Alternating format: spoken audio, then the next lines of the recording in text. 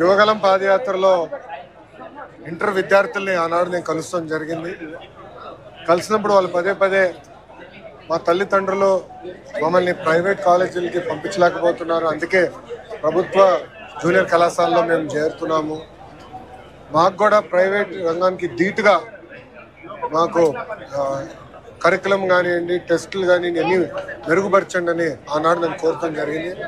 దాంట్లో భాగంగా మన ప్రభుత్వం ఏర్పడిన వెంటనే జూనియర్ కళాశాలలో ఉచితంగా టెక్స్ట్ బుక్స్ మనం అందజేస్తాం జరిగింది. ఇప్పుడు ప్రధానంగా మధ్యాహ్న భోజనం కూడా మన పిల్లలకి మన ప్రభుత్వం అందజేస్తాం జరుగుతుంది. నాలెడ్జ్ ఎకానమీలో హెచ్ఆర్డి మినిస్ట్రీ అనేది చాలా కీలకమైన పాత్ర వహిస్తుంది. ఆ అవకాశం నాకు గౌరవ ముఖ్యమంత్రి చంద్రబాబు నాయుడు గారు మంత్రిగా నాకు ఇచ్చారు. ఒక బాధ్యతగా మేము వ్యవహరిస్తున్నాం.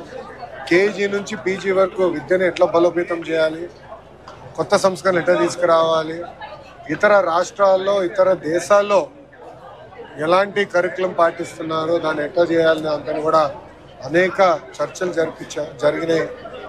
అదేవిధంగా యూనియన్లతో కూడా మేము మీటింగ్లు పెట్టుకుంటాం జరుగుతుంది. గత ప్రభుత్వం లాగా ఏకపక్ష నిర్ణయాలు మేము తీసుకోవట్లేదు, అందరితో చర్చిస్తున్నాం, ఉపాధ్యాయులతో మాట్లాడుతున్నాం, తల్లిదండ్రులతో మాట్లాడుతున్నాం, విద్యార్థులతో మాట్లాడుతున్నాం.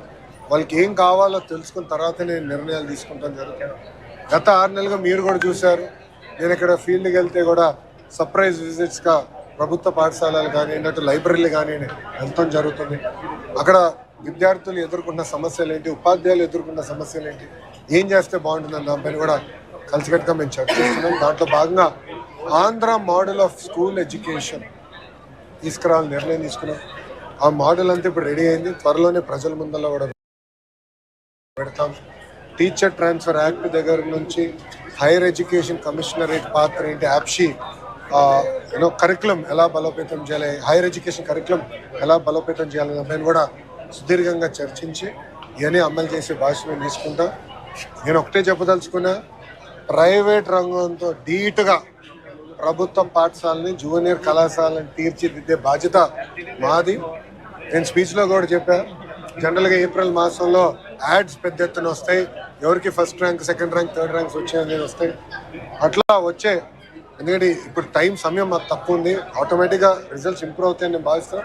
అంతేకాకుండా వచ్చే సంవత్సరం నుంచి వాళ్ళతో ధీటుగా పనిచేసి ప్రభుత్వ జూనియర్ కళాశాలని బలోపేతం చేసే బాధ్యత మన ప్రభుత్వం తీసుకుంది.